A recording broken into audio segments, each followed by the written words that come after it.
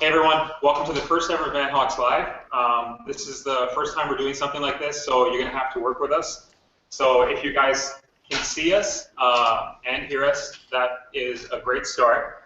What we want to do today is essentially give you guys an opportunity to ask us questions and get a direct update from everyone on team.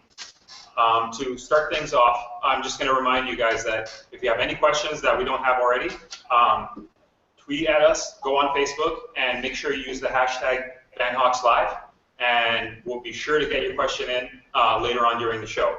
But to start things off, we're going to head over to Sohaib, and he's going to start off the state of affairs at Vanhawks and how things are going. Thank you very much, guys, for joining us. We're really appreciative of you taking time out of your Sunday afternoon. I know it's a little bit hard, but we tried to schedule it at a time where everybody can tune in. So thank you very much for tuning in live. I'm just going to backtrack a little bit. A year ago when 4 of the co-founders came together with a thinking that not only we're going to make a great product in the biking sector, but really we're going to do something unique in the personal urban transportation space to empower people who we were calling back in the days the hesitant cyclists to come and start taking biking as a mode of transportation and not just being considered by cars as pedestrians on wheels. It's been a great journey so far. It wouldn't be possible without the support of you guys, definitely. Vanhawks is here today because you guys supported us along the whole journey, so thank you very much for that. So it's been a year since we've been putting this together. From 4 people, we're now 15 in the team, great designers, engineers, and computer scientists who joined us along the journey. So today we're going to talk a little bit more about the meat of Vanhawks, which is Valour, the product which we'll be rolling out very soon in your hands in spring of 2015. But beyond that, what we're more excited about is you guys, the community which is going to come together and share stuff, which is going to collaborate and really going to change the space in the transportation, personal transportation area. So we are very excited about that. As far as our production is going, we've been at it since we wrapped up our Kickstarter campaign. We've learned a lot of stuff along the way, which is really good. We've learned from our mistakes. Having said that, we will keep learning along our way, but we're ramping up really fast. We've made some of the best partners in Asia to bring the Valour to you guys. I think the design team will reflect a little bit more on it. I will be speaking on behalf of Eric, Adil, and Devin, who are not here with us. They're in China overlooking the production of Vanhawks Valour. Eric is our head of hardware. Devin is our director of operations, and Adil is our chief manufacturing officer. So anything regarding that, I will talk on behalf of them. When it comes to Valour production timelines, when we're going to be shipping, I know these are all desirable burning questions that you all have, and we will be addressing all of those. The software team will be talking about all the interaction points that you will be having with the Valour. We are very excited about the platform, the software side of the Valour.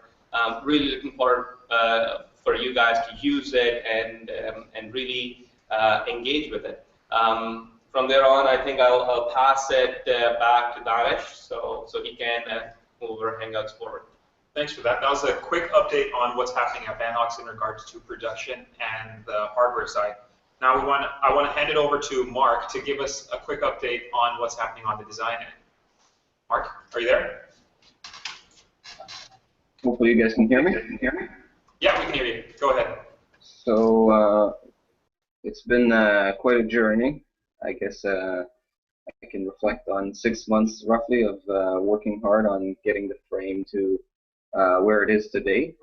The fork as well and the bar.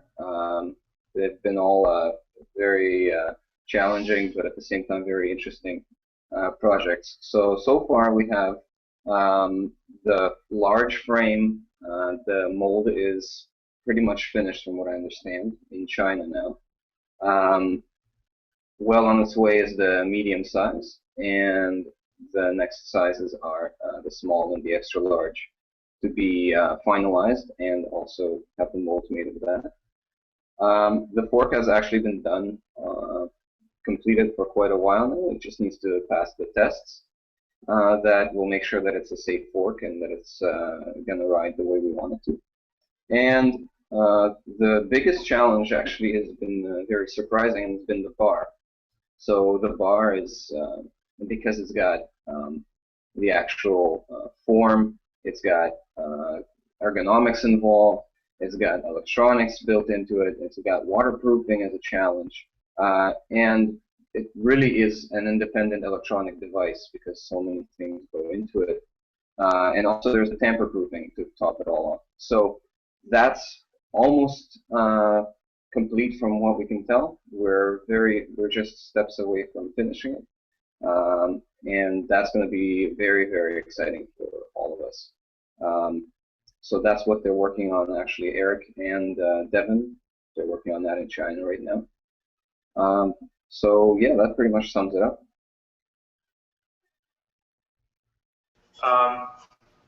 That gives us a quick update on what's going on with the design end. But another one of the things that a lot of people have a great interest in is the software end of the Valour. So I'm going to hand it off to Neve. Neve, can you hear us? Yep. All right, take it away.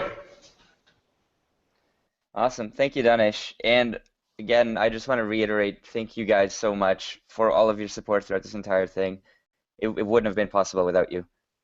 To give you an update on the software side of the Valour, I can tell you that from the very beginning, we wanted to just give you the best possible experience. And what that led us to do in December is actually completely redesign the app. And we feel that what we've done is actually going to make your experience much better. We actually put it more in the perspective of a commuter rather than what we felt would just work, or what most people have done. So from the components of the app, what we've already accomplished is tracking your routes. That's all going very nicely. Getting the directions to the LEDs, the actual component of typing it in, getting the directions, getting the Bluetooth messages being sent. The anti-theft component also, we've got the server communication for that ready, and controlling the bike elements. So let's say you want to turn on and off your blind spot detection, that's all in there. What we're currently working on is finishing up integrating into the database to make sure that we store all the data and we store it in such a way that we'll actually be able to use it for our route suggestion algorithm to give you the safest, smartest routes possible. And we're also in the process of implementing the Bluetooth. So we have the Bluetooth communication working. It's just a matter of perfecting it, making sure that it works in all cases. All right, thanks a lot for that, Neve. That was a quick update on how things are going and what you can expect to be coming in the short future. But now we're going to get to the most important part of Vanhawks Live, and that is the Q&A. And don't forget, please tweet at us or go on Facebook and use the hashtag VanHawksLive. We will try to answer all of your questions, but don't worry, if we don't have enough time to answer your questions, we will do it any way we can. If we have to do it on the site or if we'll do it on Facebook or anything like that. To start things off, I'm going to start up with the first question. The first question is, what's up with the handlebars? And I think, who wants to take this question? Yeah, Dave can take that question. Dave, if you want to tell us who you are and what you do at Vanhawks to start off, that would be great. My name is Dave Waddell. I'm an industrial designer here at Vanhawks. My name is Dave. I'm an industrial designer here at Vanhawks, and my primary responsibility has been the handlebar. I was a fairly early employee. I think I was number 8 or 9, and I've been working solid on the handlebar since I arrived. I guess what's up with the handlebar now? It's a pretty broad question. We're going to assume that you have been following since the last blog post. That being said, a lot of things have changed since that blog post. What is up with it is that it's a very complex and demanding project, but we have also made a lot of progress in terms of getting it to where we want it to be. So where it is now is very close to production. We have had a lot of back and forth with different production partners, and we've explored a lot of different methods of production. And we've now sort of arrived at a conclusion for materials, for manufacturing methods, for waterproofing, for integration, that we're quite happy with. I think that earlier on in the process, we understood we needed to go into the handlebar, but we didn't have a full understanding until everything was, the more that we developed it, the more we realized that it was a large and complex project. And now finally we're at a point where we really have a good idea of the breadth of it, and we have all the components in place. We're working with some really talented people in Asia who work exclusively in the electronics industry that have helped us kind of push it to the finishing stage. And yeah, like right now, we're still working on it. I'll probably be working on it after this Q&A is over with. But we're very happy with where it's at, and production will be starting very soon. So that's what's up with it right now. So can you tell us a little bit about the production samples? How soon are we going into those? We're expecting to see production samples, I think, within the next couple of weeks. We have a couple of people in Asia right now, and they're there to deal with that specifically. What's happening right now is we're developing prototypes from which we can test the functionality of the handlebar, not only from like a tangible sense, but also to test the functionality of all the electronics that are inside of it. So the handlebar can be considered as the brain of the bike, and now that we have that brain developed, we can really start to run it through its paces in terms of all the other processes and dependencies such as the app. So that's happening very soon. I think we'll have a prototype in the next week, and then we'll begin testing it outright. It's almost like a whole separate product, isn't it? It definitely is, and I think it's important to understand that we can develop a lot of the different components of the bike independently, but it's not until we get the sort of completed brain that we can really start to see how they're going to work. So we can test all those other components here in the office that can be tested in Asia, but until we have the bar in our hands and until we've tested it that way, we can't see how they all combine. So it's really an important part of the process, and I'm really excited to begin working hands-on with it, which happens very soon. That's awesome. And next, sorry, Nanesh. Yeah, go ahead. Can you tell us that iteration, like this is like the third or the fourth iteration? Oh, yeah. Of the Well, bike, of the handlebar? if we're counting the iterations that I've been working on in my computer, this is number 10. And so that's, I guess, for all of you out there, that would be something that you wouldn't have seen. But yeah, it's changed quite a lot. I mean, in terms of its present form, it doesn't look very different than what you have seen already. You've certainly probably seen photos of the iteration number 8 or 9, which is the aluminum one that we have on the bike itself. But yeah, we're on iteration number 10, and it changed quite a bit because initial production methods were going to be molded carbon fiber. We moved away from that to alloy, and then that sent us down a whole other road of, I suppose you could say, technical production demands. So working on alloy is advantageous for us in a lot of ways, but it's not as malleable per se as working in carbon. So a lot of the work has been getting our heads wrapped around how we can manage to work with the material that we're using. And I think at this point we're at a very good stage at that. We have a much better handle on how that's going to work. And the picture is much clearer now.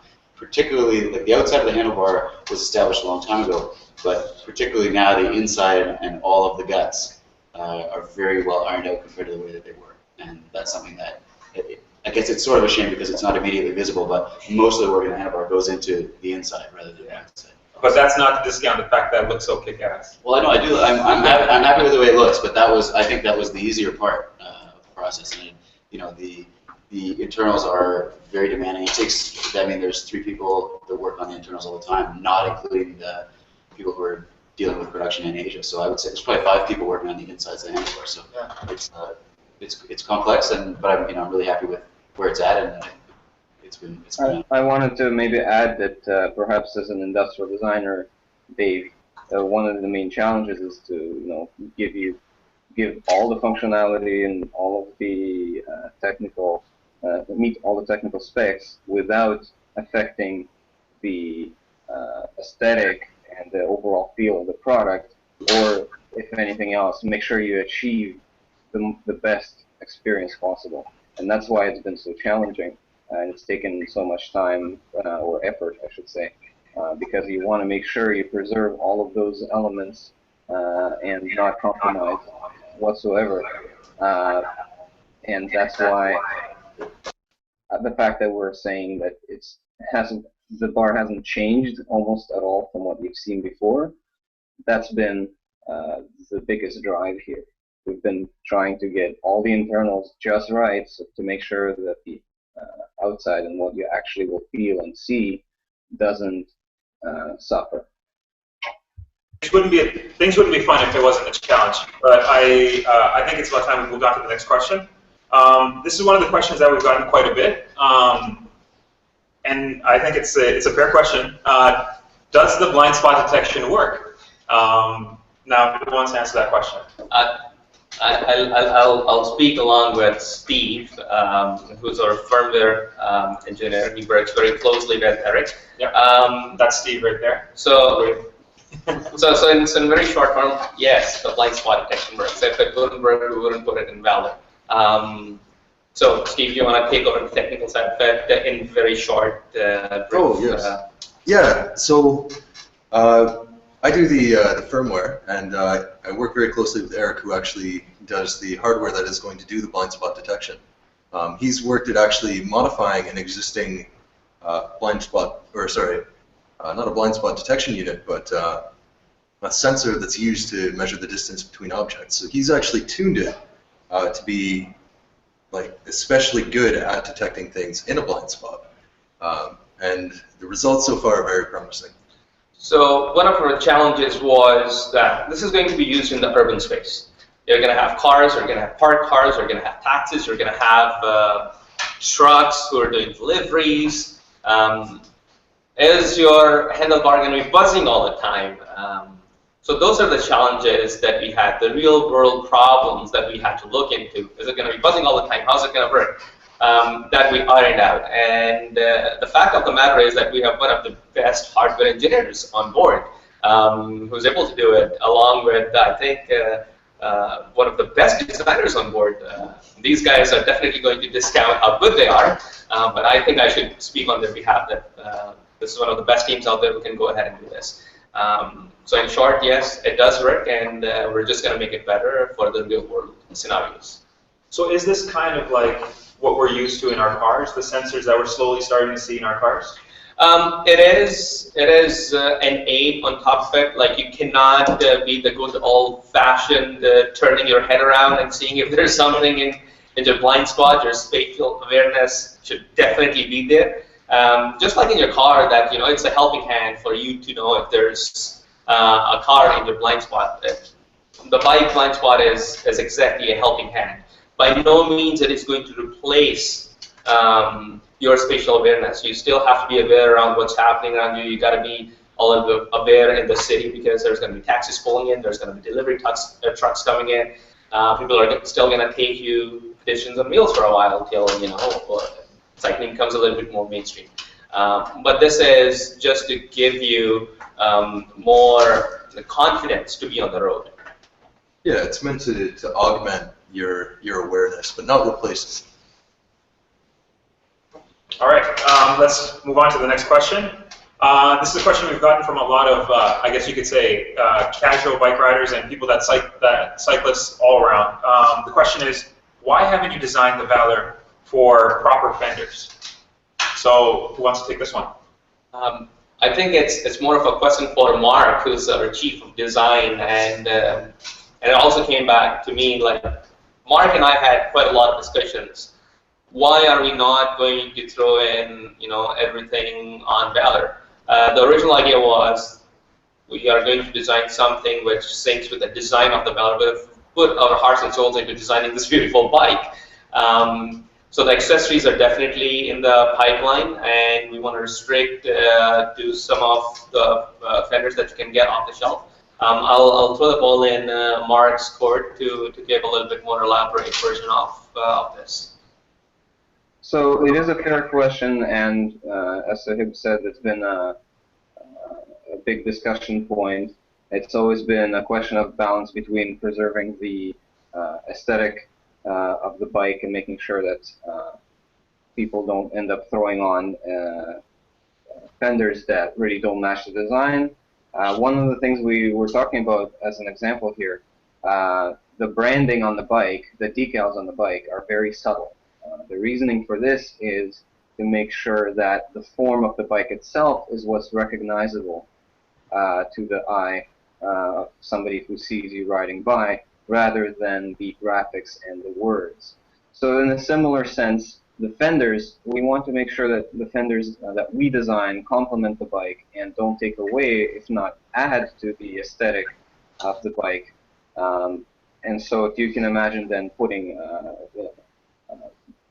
maybe mismatching forms or too many fenders that have too many components on them, basically what Sahib would call not sleek, we then risk that the bike aesthetic wouldn't really come across anymore. So we've decided that we will make accessories. Of course, like anything else in this project and this company, things could change based on a multitude of factors, but so far the plan is to make the fenders that will fit specifically this bike. That said,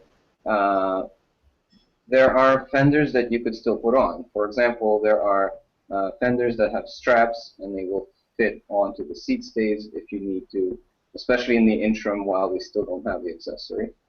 That's on the rear of the bike. The fork itself actually does fit a standard fender, so you will be able to put a regular fender on there. But again, we are going to try as hard as we can to get the accessories out to you as soon as possible, make them available, that is. That's great. Thanks for answering the question. Let's move on to the next one. And this question comes from our Kickstarter backers, and quite a few have asked us this before. Do you expect any more delays? You can take this one. Sure. I think I'll tie it into the second another question. Why can't you tell us more than spring 2015? Yeah, that's another question that we've gotten quite a lot, especially from our emails, is why can't you tell us more than spring 2015? Some of our users and customers have asked us about an exact date. So those two questions I'm just going to tie together, and you can take it away. Sure. So we've been ironing out our relations with one of the best partners out there, and they work with one of the best bike brands out there. Not just the bike brands, the best bike brands out there. So for us to get here, it took us quite a while. It wasn't just a matter of choosing somebody who can do the work, but to choosing the right person who can do the work. Our layout was proprietary.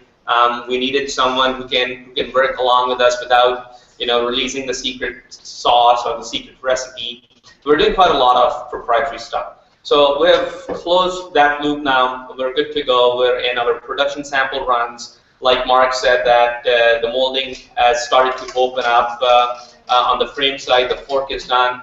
The prototype of the handlebars finished, and it's going into the first production sample. Having said that, Chinese New Year is right around the corner, and it's painful that it's happening at this point, but there's something we can't do anything about it.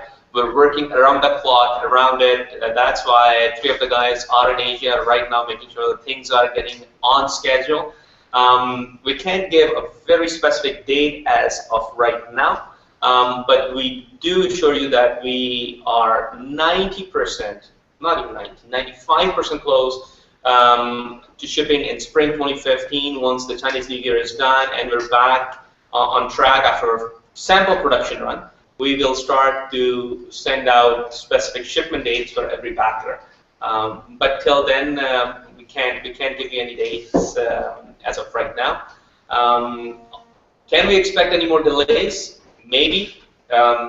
We can't promise anything that's not in our hand. We're working our best with our partners. There are some unforeseen things that happen, like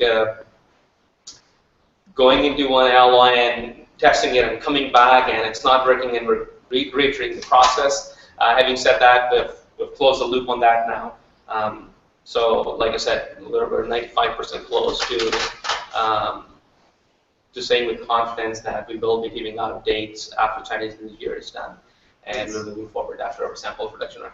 That's very insightful, because there's another question that we've had more from the general startup industry and young entrepreneurs. It kind of ties into what you're just saying right now. It's, what's the hardest thing about establishing a product chain, especially from a hardware startup perspective? So a lot of things are dictated by the manufacturers. Manufacturer says we have a structure set up already, and you're going to design and engineer things around it. You're not going to go out of your bounds and design something which is different, which is new, which is just kick-ass. So you have to be in the same bounds that the manufacturers will come back to you. That's a huge challenge when you're trying to bring something revolutionary in the market. It's a little bit of a hard process.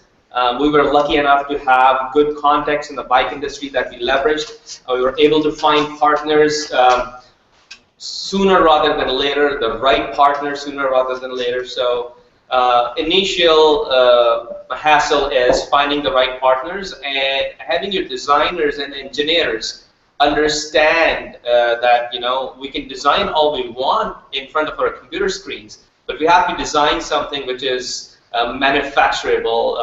It's a very fine line between aesthetics, functionality, and manufacturability. And as a team, we need to understand that very clearly, especially when you're a very early stage startup. So we learned it. We made mistakes, but we learned it. Yeah, I think that pretty much sums up in regards to the production chain. And don't forget, please tweet at us, go on to our Facebook page as well as the events page, and use the hashtag VanHawksLive and send in any questions that you have. And we will try to get to them, if not today, in the future. Let's move on to the next question. This is another question from our backers. Is the red accent, the red accent on the rear triangle, is it gone for good? And who wants to take this one? I think Mark should go ahead and take this one. He's a design head. Mark, are you there? Yes. So similar to the fender question, actually. Because we reviewed what the paint would actually look like, especially when it's not just the one bike we're making for you know, a video or for you know, a one-off. When you go to production and you want to create a certain aesthetic, it's very easy to start seeing when it becomes not worth it.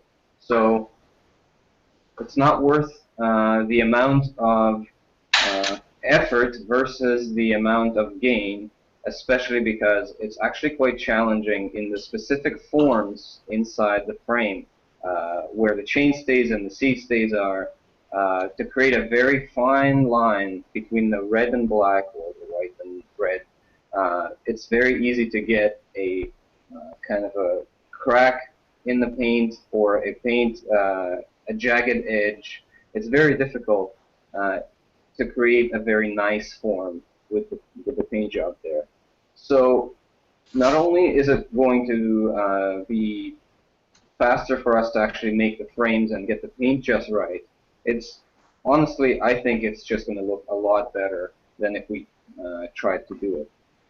The other issue is that if the paint isn't done right on the frame, that basically means that frame has to go back into the paint cycle. It has to be stripped of the paint, and it has to be reapplied all over again by the manufacturer, which means that that specific frame will have to be delayed further. And there is no guarantee that the second time it goes through the paint cycle that it's going to be done well. So essentially, in the amount of time we have, it makes no sense at all to try and get this paint job to production. However, if you're saying for good, you know, maybe we'll review it in a future model. If we know that that kind of paint job is something we really, really want and believe is something that is going to be part of our aesthetic, then maybe we'll design our bike or the graphic itself around that. However, right now, from our evaluation, we can confidently say it's just not worth it. That's definitely fair. I want to move on to the next question. We have a question from one of our viewers. His name is William. He is asking, when are you planning the first shipments, and when will your mobile app become available? I think we can kind of move on to focus on the second part of that question, because the first one we kind of already spent some time on. Just a quick recap. The target is spring 2015. And the second question was, when will your mobile app become available? Neve, do you want to take this one? Neve, are you there? Yeah, sorry, I was just trying to figure out how to unmute the mic. So the app itself really enhances the Valour experience, but it alone, like without the Valour, it wouldn't be very useful. So it will definitely be ready by the time that we ship, and you will get it like when the time's right. But actually, Sohaib might be able to give a better answer, but really the app will be ready before, but it will be available when you get it, by the time that you get the Valour. Right, like Valour is nothing without the companion app. The functionality and the whole user experience is enhanced because it's a connected bike, it's a connected product. Having said that, I do know that these guys have an iterative process where they come and test every Thursday, they develop back and come and test every Thursday again. Yeah. So these guys have been testing all the components of the app, and then they debug it. It is definitely going to be available when we ship the Valour. But in-house, I download it on my phone every now and then and go and test it out. So these guys have been testing and playing out with it. Absolutely, it will be available when we ship the Valour. Yeah, so it's a little bit like putting the cart before the horse kind of thing. Yeah. All right, makes perfect sense. Let's move on to our next question. This is another question from our cycling enthusiasts, our cycling fans, I guess you could call them. Why did you choose the Nuvinci N360 over the Rohloff Alfine internal gear hubs? So this is a question back in the days when it was only 4 of us, and I was taking the lead on component sourcing, what's going to go on what, the design of it, and we really heavily looked into every single bike hub out there. Nuvinci N360 really struck with us because of the way it shifted, nothing else. You can shift while you're at a full stop. It's a very seamless shift. It's a little bit heavy on the side than other hubs. We definitely agree with that. But it all came down to having a partnership with them as opposed to just being any other company who's going to be buying their parts. Rohloff is one of the best hubs out there, 100%. I do know that Shimano makes some really good hubs, so does SRAM. They're equally good. But it all boils down to our partnership with Nuvinci. They're great partners with us. They're not just supplying a component to us, but really helping us move forward. And we do have some very exciting product along the way with them. So it all boils down to the user experience and the partnership with the company. Like we're creating a community here. We're not just selling this product to you guys. Everybody who becomes part of Vanhawks and owns a Valour really becomes a part of the community. And we want to take the same spirit that we have it for our backers and our users, they're going to be forming a community. We wanted to have the same spirit with our partners. So every partner that we want to make, we really want them to buy into the whole philosophy of why we're doing what we're doing. You have anything to say? I wanted to add a bit of technical comment to it. So the question asked about SRAM or Shimano gear hub or a Rohloff gear hub compared to the Nuvinci. And I think it's important to understand that they are completely different breeds. It's like comparing apples to oranges. Sure. The other hubs use planetary gear sets, and they're internally shifting between different sets of gears to create different ratios. The Nuvinci system is a CVT, and there are other CVTs on the market, but it's fundamentally different because it uses a constantly variable transmission instead of planetary gear set. So really, I don't think they can really be compared in that light. It's totally different the way that it works. There are some sacrifices you make as a result of that, but our company is about innovation and doing different things, and they also align well with us for that reason. To comment on the Rohloff, the Rohloff is like the Rolls Royce of the gear hub world. It also costs as much as the entire Valour for just the hub. So it would be nice to include that, but it's we can't all have Cadillacs in the driveway. And let's not discount the fact that Dave is one of our most enthusiast cyclists on the team. I know we have a few centimeters of snow outside in Toronto, but he still bikes into work every day. So I trust his word when it comes to these kinds of things. All right, let's move on to the next question. This question comes from our viewers again. Did you ever think you would get to this point as a company? Feels like yesterday that Vanhawks was just a Kickstarter project. Well, we did have a vision. We never wanted it to be a Kickstarter project. The vision was, how are we going to take a feature that we're going to put into, let's say, a bike, turn it into a great product, and how do we take a product and turn that into a company? So the question was definitely up there. How do you turn feature to a product to a company? We were working hard towards making it a company. We wouldn't have been where we are today without the support of people who actually bought into the idea. I still remember back in the days, one of the investors came up to us and said, you guys cannot change the world with a damn bike. Give the money back and go back with whatever you were doing. You guys are wasting your time. We believed in ourselves. Some people who bought into the idea believed in us. You guys believed in us. We wouldn't have been here without the support of our great investors who came along, without the support of our great backers who came along, and it's a great community now, and I'm very proud of that. That's great to hear. And another question that someone can only ask us if they keep up with the blog or our social activity is, someone asked us, I saw that you guys have a rideable prototype. How's the ride? I don't think anyone can know this if they're not following us on like Twitter or looking at our blogs. Right. Like the whole team actually rides the bike. We actually have a track in the office which everybody tries to beat. There's a time on the board that everybody tries to beat the time using the prototype Valour. Dave is #1 on the leaderboard right now. Yeah. His time is 11 seconds. I took the bike around the corner and I was like, I'm going to beat Dave, and my time was 18 seconds. So he's really good. You can ask the guys, like, what do you think, Dave? We were talking about this on Friday, that there were certain, like, you can't really have a good idea about how the bike is going to be until you get on it. And the rideable prototype that we have is a pretty early prototype in carbon, the frame. So I wasn't sure what to expect, and we got it, and it really changed the way I think about working on the project once I was able to ride it. So I was really impressed with the way it rode. The bike that I ride every day is quite a bit different than the Valour. It's a lot heavier and not as aggressive. So I wasn't sure I would like it that much in its present form. And then when we got it and we started riding it around the office, we rode it in the street up front as well. And the ride is a lot more fun than I expected. It's fast. It feels, It's agile. It's very. I have a BMX background, so I even did some tricks on it, and that's not really what it's built for. But it was a lot more fun. That's speaking to how fun the geometry is, and so I think it's great. Yeah, and especially for someone like me, I haven't ridden a bike properly since high school, and I used to ride like one of those like big metal bikes.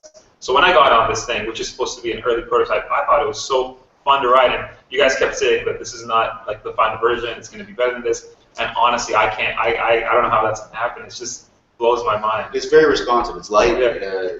It's quick to change direction. Yeah, we're really, I think everybody, once we got to ride it, it put a lot of fire into our work because it all of a sudden became real, and it's a lot more exciting. So yeah. it rides well. I like it. And for those that don't know, we're on the top floor of what used to be a chocolate factory and then a bike factory, so don't worry, we have a lot of space to ride a bike around in our office. There's no health concerns. Yeah.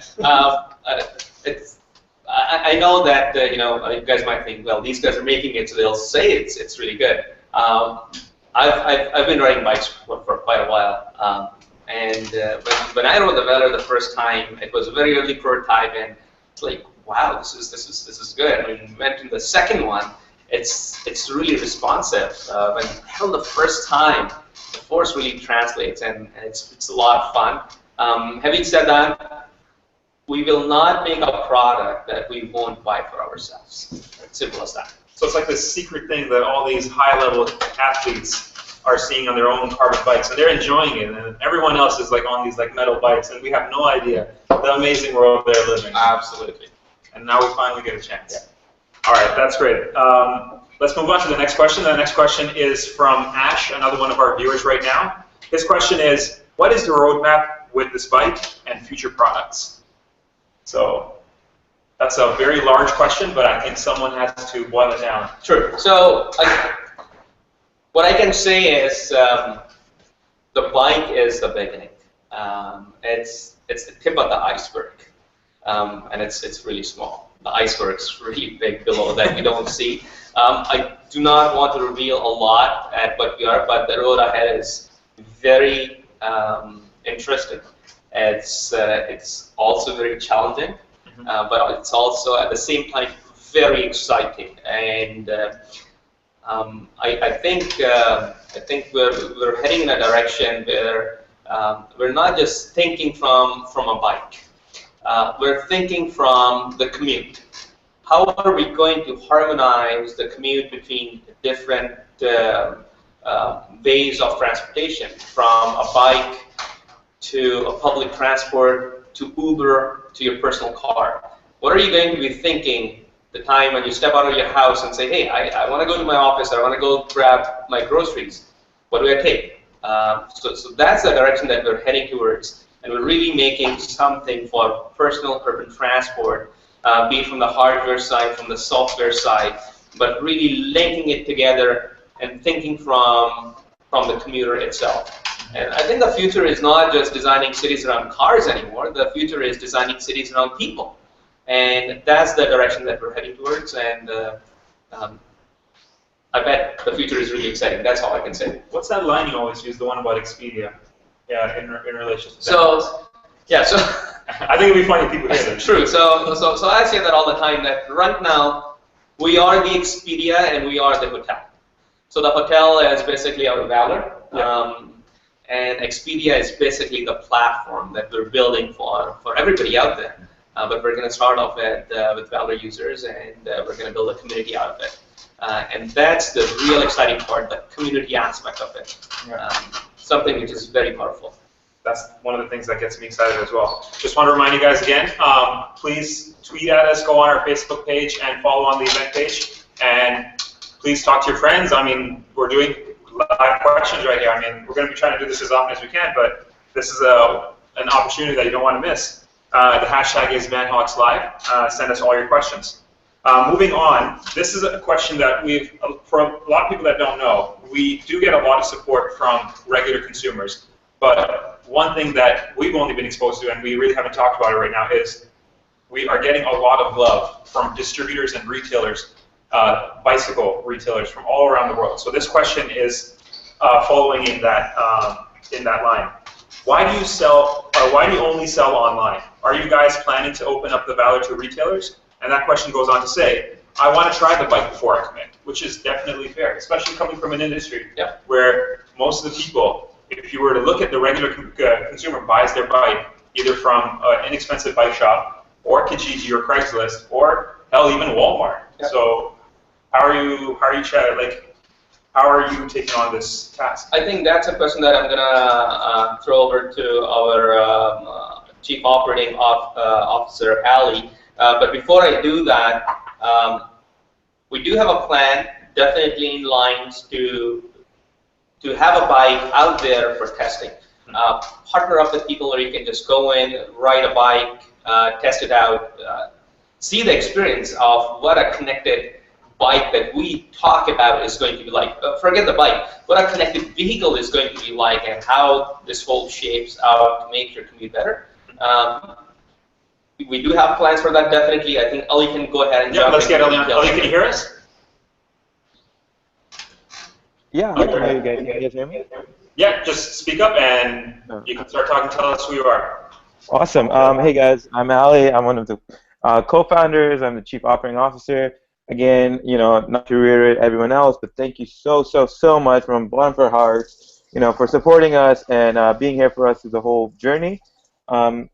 And I'll talk a little bit about the whole bike shops and how we're working around that. And so, start off, we're getting so much love, and we love it. And we're trying to work on a model that will work and benefit both of us in the long run. Right now, we're very, very focused on selling online. That being said, as Sohaib said, we're trying to find the right partners and the right people for you to test out the bike. This is an industry that we want to be, leading, and we want to be the people who are the thought leaders in this industry. So definitely, we are working and thinking about those ways. So you can expect in the future to have partners around you in the future, people that you can go up to and try out the Valour, go get it. If anything happens, get some help from them. So we're working really hard and planning the future for that, and making sure the way we navigate around that is the way we want to see this company grow and be part of it. So yeah, in the future, expect to see Valours in your neighborhood, and expect to maybe see a few Valours in your neighborhood shops for sure too. There's another part of this question that's kind of interesting as well. Because you're talking about a way to reach people beyond just the online presence, the question is, how do I service the Valour or replace parts? Because let's just say it's not your grandpa's bike. I mean, it's just not going to be that easy to service. So how does someone do something like that? So when we went out and started sourcing the components, from the spokes to the belt drive to the cranksets, we wanted to make sure that we pick things which are of standard nature, that you can walk into a bike shop and get that serviced. Having said that, there are a couple of components on the bike, like Nuvinci M360, or the belt drive, that a lot of shops don't service. By nature of it, the belt drive is of minimal service. You don't need to oil it. The reason why I put the belt drive in, because of low maintenance. Same goes for Nuvinci M360. The reason why we put in an encapsulated, enclosed gear hub is because it's a very low service hub. So that means no more grease marks on my pants. No more grease marks, absolutely. From the usability. Having said that, we will start to partner up with service shops that you can go ahead and take the bike in. If it comes down to something as big as, hey, my electronics are not working. So we're going to have a model where we'll just take your component back and maybe ship you a new one. So at the end of the day, our idea and our mission is to reduce as much friction as we can for your user experience and the usability of the product. We as a company are going to do everything in our power to make sure that you're served the best. Whether it's through bike service shops, whether it's through directly Vanhawks, or whatever it is. We're very heavy on customer service. We're going to make sure that our customer is happy, and we're going to look after you. That's something that I can speak as of today. Logistics and bike shops, we're definitely in the works with them, and we're going to make sure that we can reach out as much as we can for serviceability in your area and make it a hassle-free experience. Yeah, that's great. Talking about replacing parts, I want to take this over to the next question, which is, again, in the same line. It's about durability. The question is, the rear lights and ultrasonic sensors are integrated. So will they be durable enough to withstand riding since they're so close to the axle? Again, this is one of the things that if you follow us on Instagram, we recently released a video about how the actual component looks like and how it actually works. So I think Dave is going to take over this. Yeah, so go ahead, Dave. I was primarily responsible for this part, and we can say pretty confidently at this point that it is very durable. We address this concern right away. Something that is important to understand also, I guess it's hard to see it if you're not looking at the bike every day like we are, but these parts actually aren't as vulnerable as you think. When the bike falls over, if the bike goes down, if it's leaning against something, there are other parts in the area that will contact it and take a weight before the ultrasonic light unit will.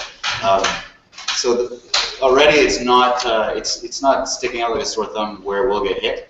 The pedals, like there's kind of a bridge between the seat pedals and tire that kind of keep distance from a flat surface away from it. That being said, if something does hit it, the area is actually quite robust. The dropout, which it is mounted to, is CNC from solid piece of billet.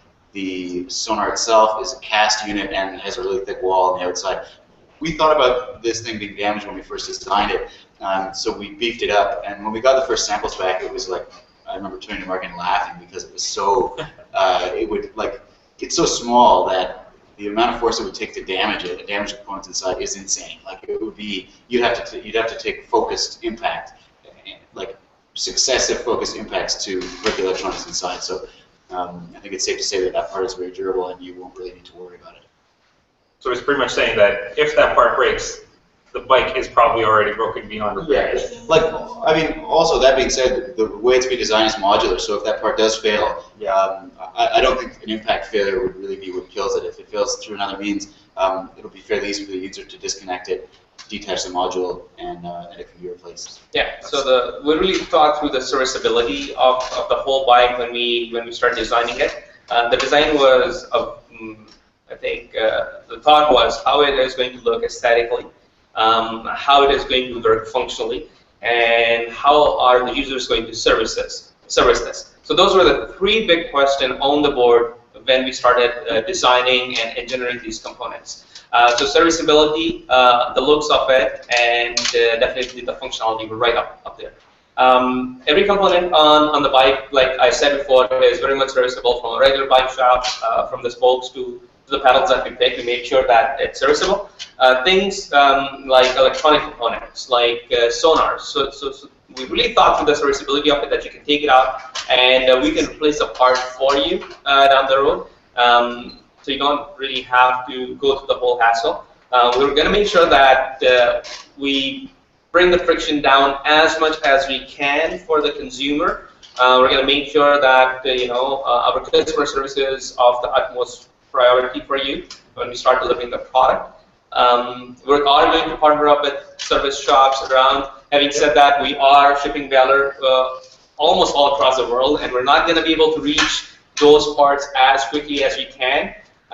For that interim time, we will do the replaceability of it. If the component's not working, I think you can send it back to us and we can place it for you. We'll have a model. That's great. I like that we've been talking a little bit about replacing parts and servicing parts once the bike is in the hand of the user. Let's pedal back a little bit and go back to the production testing part of it. Mm-hmm. This question comes from Alessandro from Kickstarter. He asked, what kind of stress test will you be running on the fork and frame? Okay. I know we're talking about the durability and placing the parts, but what about before that, just to make sure the big parts are working? Yeah. So I think we both can address it together. Yeah, I mean, Mark is a little bit. Yeah, and I think Mark. Let's get this off the Mark. You can jump in as well for that. I think I lost a couple of the words, so can you just repeat the question? The question is, what kind of stress test will you be running on the fork and the frame? So the manufacturer themselves, actually, because we've been able to find a manufacturer that does exactly that. That's all they do. They do carbon bikes and forks and other components. They have the correct testing procedures and, more importantly, the actual machines that do the testing. So they will be running the tests before they can call our bike safe to ride. So once that's accomplished, actually, I'm quite sure that they're going to have to do a few iterations of the frame before they're going to achieve that, which is completely standard, and that's normal. And maybe we can even optimize the frame a little bit to reduce the weight a little bit, make it stiffer in certain areas. So those machines help with that. They also help with safety certification. So once that's done, we're also going to get it certified for safety, so we can get the sticker as well. So that would be a third party who would do that. That sounds. But the failure and the crash testing that you do, those are standards. I don't think you need to go into the more technical details of the test that we're going to be running. But we will be running the test to failure, heat tests of the bottom bracket, headset, and all that kind of stuff. That's very standard in the industry. All right, that's definitely fair. I want to move on to another one of the questions coming in live from Josh, actually. The question is, what about mounts for water bottle holders and air pump? Mark, you want to comment? Yeah. Mark, sending you right back to the again. Why don't you just leave me unmuted then? So we actually had a lot of discussion about whether we should include it at all, or whether we should include 2 pairs of bottle bosses in order to be able to accommodate 2 bottles. We came to the conclusion that we're going to do 1 set of bosses on the down tube, so that you can put a bottle on there. And that should be enough, essentially, for commuting purposes. So we had a lot of the discussion was surrounding whether this bike is going to be used for 3-hour bike rides, or is it going to be used for mostly half an hour to an hour bike rides to work. And so that's mostly the reasoning for whether we wanted to even include any bottles or include a lot of bottles. So the conclusion was that we want to include at least 1 bottle. After that, there are certain solutions that you can include aftermarket, for example, behind your seat, that you can add bottles back there if you have really long commutes.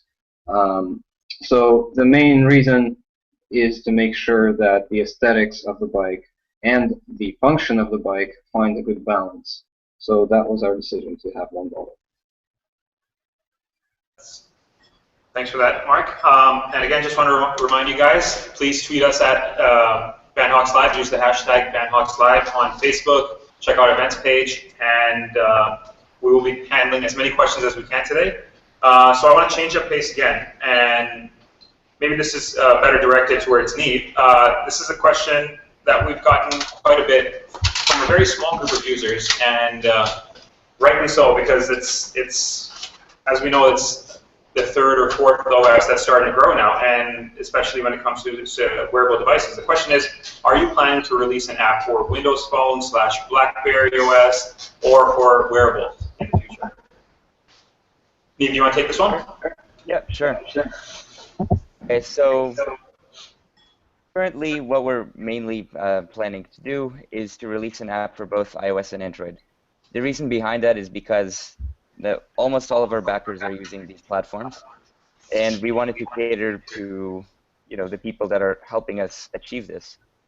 When it comes to BlackBerry or Windows Phone, we are definitely not closing the doors there, but it is not our main focus, because again, we are getting the data on what people are using, and like Windows and BlackBerry is just not the majority of the users. And when it comes to the wearables, the scary thing about it is just the fact that the idea behind having the LEDs in the handlebar and not a screen is to keep your eyes on the road and not on the screen. So we may potentially look into ways to do the wearable, but it is not our main focus. Thanks for that. Thanks for that answer. Continuing on from that point, there's another question that's coming live. It's kind of answering. It's kind of going off of what we talked about before about having access to a bike before you can actually buy one. The question is, I want to be a beta tester. How do I become one? I think this question, it's slightly vague, but it does go into the same thing about I kind of want to ride the bike before. Right. Like we said, that we are going to have the bike available once we start shipping with our partners out there. You can definitely go out and test ride it. As far as beta testers are concerned, I think we have more than enough beta testers in our team who test it every single day, put it through the tests. And these are the guys who work on it every day. So our understanding of beta tester is when they use it, they give the feedback right away. So these are the guys who are actually working on it. They go, they test, they come back, and they reiterate the process. Our position right now is that we need the feedback right away, as opposed to we give 10 bikes out and they come reiteratively. I think our position is stronger at the moment of development that we're at, and I think we have more than beta testers in the team right now who are working on the product itself. That being said, I'm just gonna kind of jump in. Always feel free to either message any of the founders or any of the team members if you do want to test it out. We're always available. Just shoot us a message, and we want to work with all the beta testers, get this bike in as many people's hands as possible. So yeah, feel free to always message me, Sohaib, Neve, anyone of it in the team, Lebby, Heather, or anyone. We'll make sure that we're there for you guys. That's great. Just wanted to give you guys a 10-minute warning. We unfortunately do have to end sometime. So moving on to the next question. Taking us back to our Kickstarter backers, and I guess they're friends now because this question is exactly about that. You offered a naked carbon finish during the Kickstarter campaign, but you discontinued it. Why? I think this is from some Kickstarter backer's friend. Right. So it's probably a little jealous. Right, so the whole idea was, so the naked carbon was originally a very limited model that we wanted to have it out there for the backers only. We continued it for a while for people who wanted to buy it from the website directly.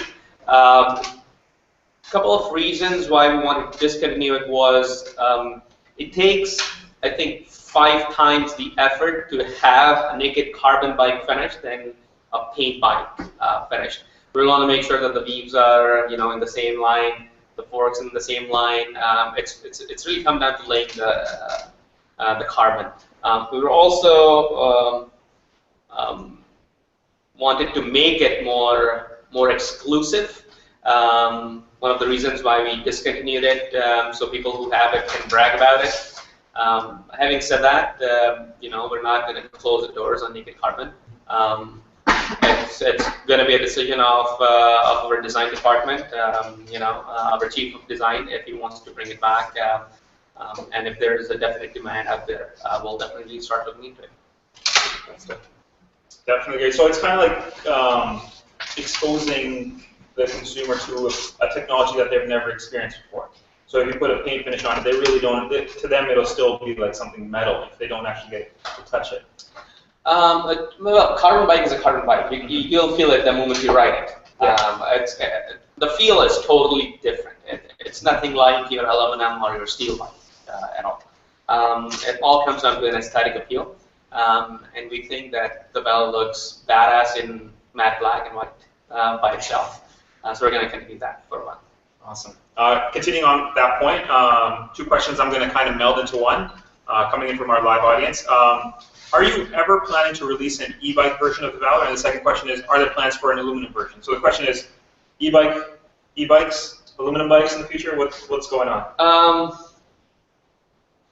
We can't say what our plans are for the future explicitly, but e-bike is a very interesting market. It is growing, definitely. It is a market which is definitely worth looking at. Having said that, some of the areas are still debatable. If you can ride an e-bike in the bike lane or you can't. What is the top limit of an e-bike being in bike lane? So there's so many questions that we need to address. We never wanted to make a cycling experience a moped experience. We wanted to keep it a pure cycling experience. The reason why we stuck with the good old pedal push bike. But having said that, e-bike is a very exciting space. Who knows that we might not. It's totally up for grabs, maybe. But you guys will find out if we ever do. Keep an eye out, maybe.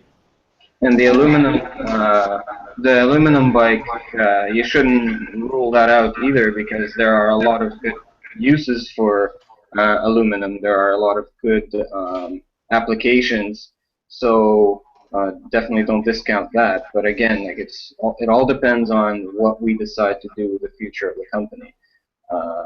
That being said, just because we're live with you guys doesn't mean we're going to give you all the secrets. We try to be as transparent as we can. Moving on to the next question. Again, this is another one that we've gotten from our backers from all around the world.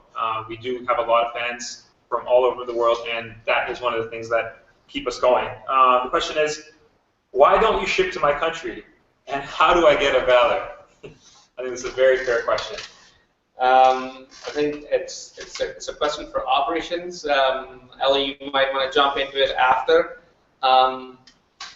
But We're already shipping to quite a lot of countries with the capacity that we have and the demand that we have. It all comes down to the supply and demand. How fast can we supply these bikes to people who really want them?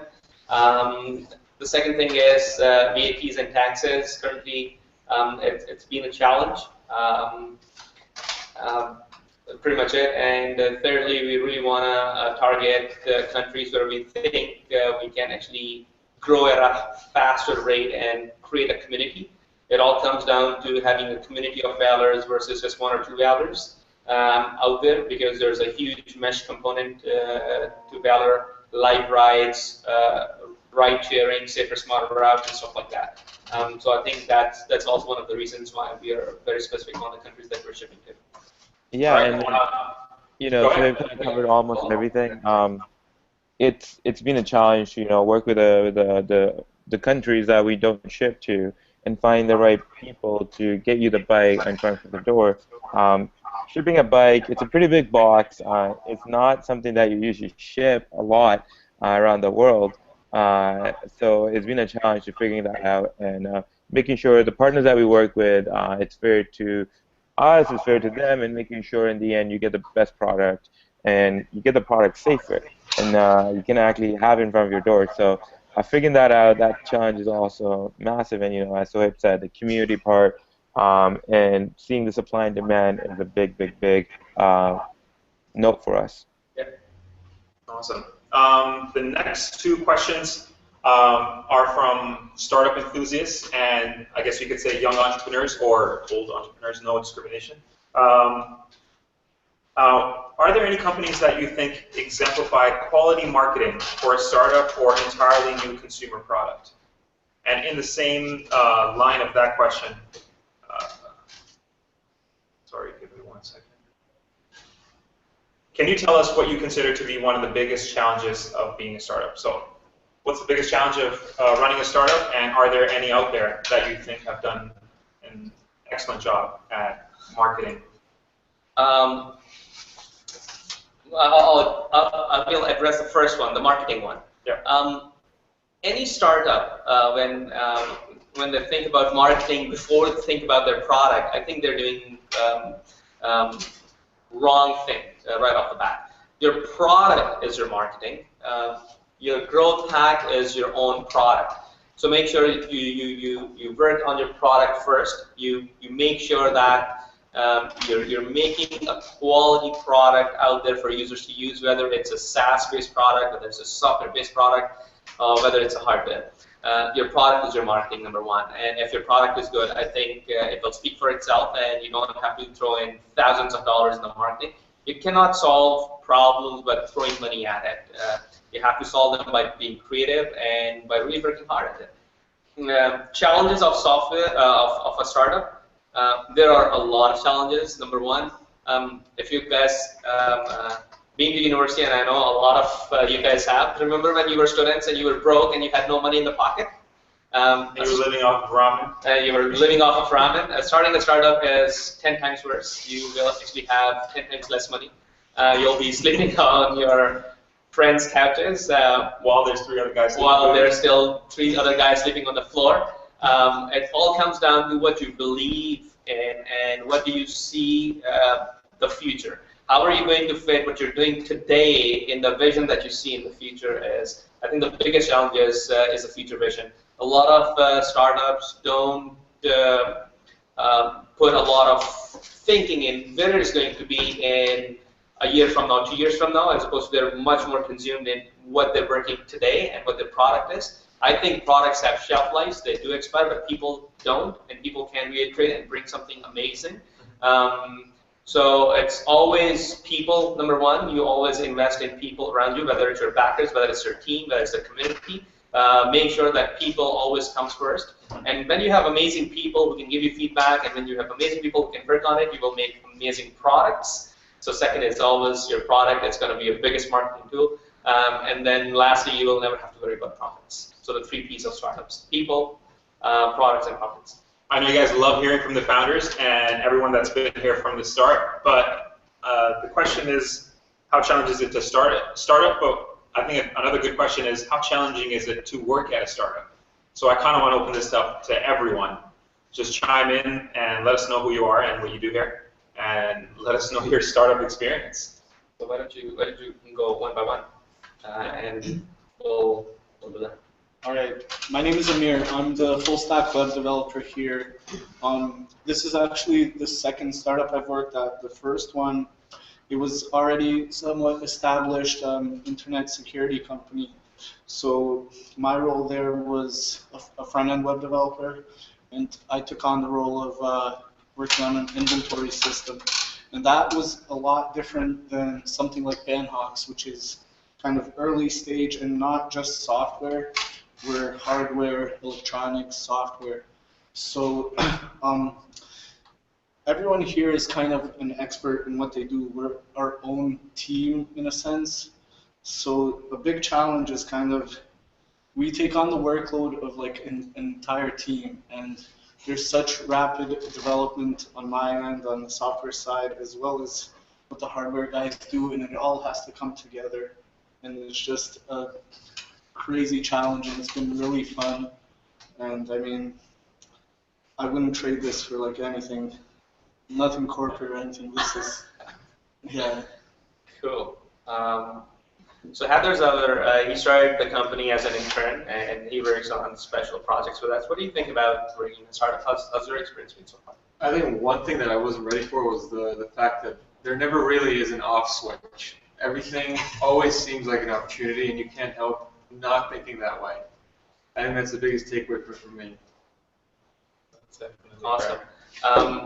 I think I want to throw this question back to our chief of design, who joined us from Valour, which was more of an established company and one of the best companies in the bike industry. And when I reached out to Mark to come and join us, it was a little bit of a struggle to convince him to come over, but I think I was successful. So I think, what's your take on Mark transitioning from a company like Valour to coming to work at Vanhawks every day? Well, I'm going to mention two. When I was at Cervelo, the thing I had to worry about the least was whether there's new toilet paper in the bathroom. And this is the good part, because this is one of the now we have to get our own toilet paper pretty much. It kind of sucks. But the second thing, on a more serious note, was that because of what Amir actually just mentioned, that, well, okay, I'll give you guys a second to talk about it. All right, are you done? So, while Amir was explaining that the challenges that he faces, it's actually quite similar for me. I think it's the best way of explaining it is there are blurry lines between the responsibilities of each department or individual. So every time in my past jobs, it was quite defined, like where the role starts and where it ends. But here it seems like, anything from, a bike just got, a sample arrived, and you just have to drop everything and go put it together, or go see how the packaging is going to be, anywhere up to helping decide major decisions for the entire company. So I think it's both the challenge and kind of the whole reason I even wanted to be involved, is because I get to be involved in many areas of the company and see it grow from all perspectives. So I really appreciate that part. That's very insightful. And another one of the cool things that people don't know, the majority of the company and the employees are actually from within Ontario, but except one person. Drew is actually from Nova Scotia, and he moved to Vanhawks from the East Coast, and I would love for everyone to hear how your experience has been so far. Yeah, well, so my name is Drew, and I'm the Android developer here at Vanhawks, and I've had 2 or 3 other jobs beforehand that were just kind of internship jobs at larger companies, and I find Vanhawks is more relaxed and open in a way that, whereas at these larger companies, it would kind of get to about 4:30, and you'd kind of look and be like, well, if I take the back stairs, I can leave and nobody will notice that I'm gone. Because the work that you were doing was just kind of make work, sort of. So like you'd be working on testing an app that one guy that you've never met has developed, that another guy you've never met has designed, that another guy you've never met has put forward the idea. But we're here at Vanhawks, it's kind of, if somebody wants input, they kind of just yell across the room and get your attention. And then you'll find yourself at like 5:30, 6:30, just really trying to, because you're like really working on done, and it kind of the timing of when you're staying here kind of doesn't really matter anymore, whereas the other less interesting jobs you're kind of trying to sneak out so that people don't physically see you leaving. But then, yeah, there's none of that here. Almost like a mad dash, just get home as fast as you can. Yeah. Well, no, you gotta walk slowly so you don't draw attention. So let me ask you, Danish. Like you joined us from IBM. Like it's a big corporate company, big corporate culture. Yeah, just like Drew. Just like Drew was also at IBM, I guess. Yes. So what's your take on joining a small early stage startup? I think everyone has watched like the Facebook movie and reads up on all these counterculture stories coming out of the startup industry and how it's a cool thing that's happening. But one thing that I think everyone should mention in every startup interview is, are you ready to do the work that a department does? I know we're hiring you for one position, but are you ready to do the work for 20 positions at the same time? And this is the thing that you kind of anticipate, but then when you walk in through the door and you're really like, holy shit, we're going to be doing all of this, and then you realize that I kind of don't feel like my life is outside of work. It's kind of melded into my life. And there is no checking in 9 to 5 because that's just something that was created in a time when you lived your life outside of work, and then you came to work and you did something dreadful, and then you went away. You had to do it. It's just the way of life. But this is something that I still kind of feel shocked about it, that is it really possible to find what you want to do in life at such a young age? So if you're passionate about it, it really doesn't feel like work. That's what you're saying. Exactly. What do you think about Dave? You joined us from established firm. Yeah, it's I think the original question was about the challenges, and so I mean I think it's great. Obviously, I share all of the same positive sentiments about it, but I don't want to take away from the original question, which is how is it challenging. So for me, the biggest thing that stands out in terms of the challenge is that when I landed at this company, we were already, the project I was working on was needed a month ago. And that's definitely the most challenging part, is to take your workflow and your work existence and manage to do it effectively day in, day out with a different kind of pressure than you would normally find any other kind of position. So the place we were at was, we have Kickstarter backers and we need to deliver for them by this date. And that date definitely keeps moving, and has kept moving. And I think we had questions about that earlier. I don't want anyone to think that we've ever been happy about that, or that we're just blazing out. The reality is that we've been hustling since since the moment we get here. When I first started, I think I worked for 3 weeks straight. I stayed 2 or 3 weekends. I worked constantly until I burned out completely, and then had to take a little bit of time off. But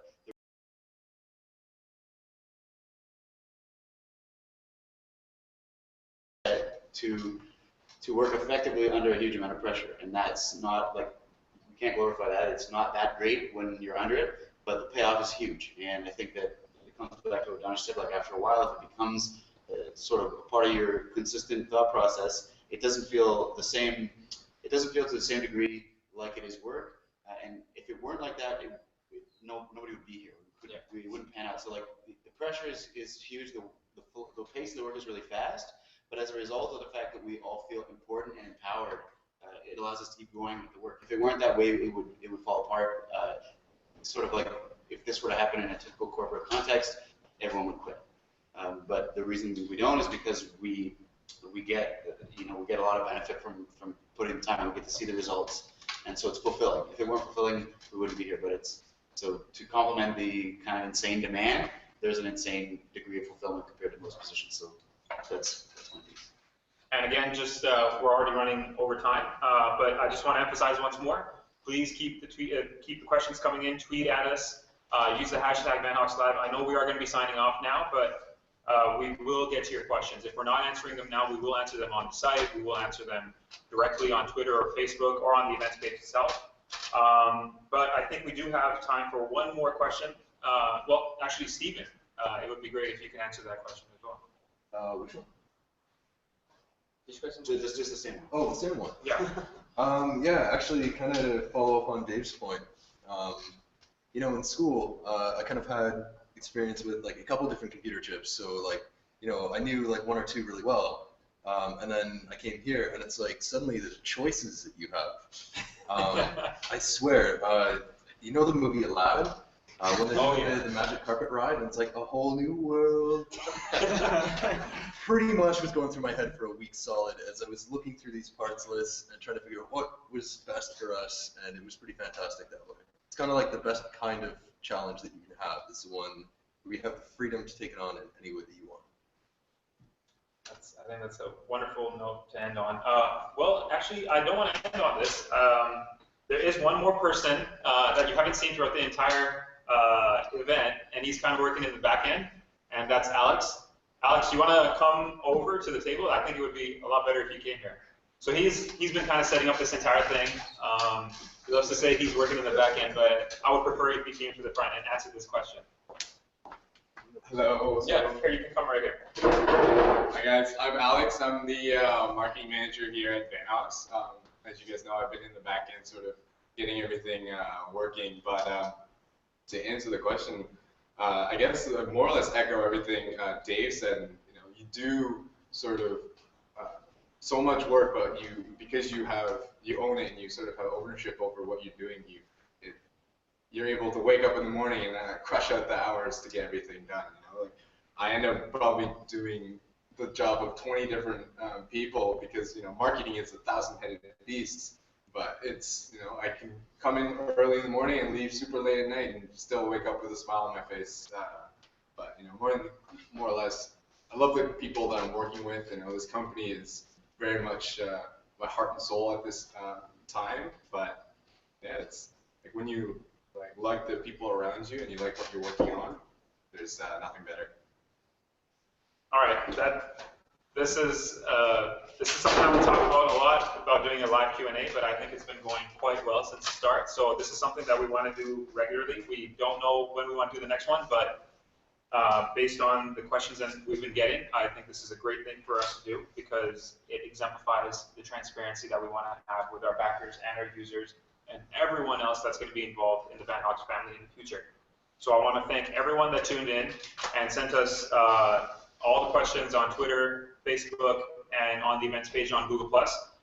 We will be signing off now, but please keep those questions coming in because we will be answering them over time. If we have to fill up the FAQ pages with all those questions, we will, but please just keep those questions coming in. And once again, thanks for tuning in.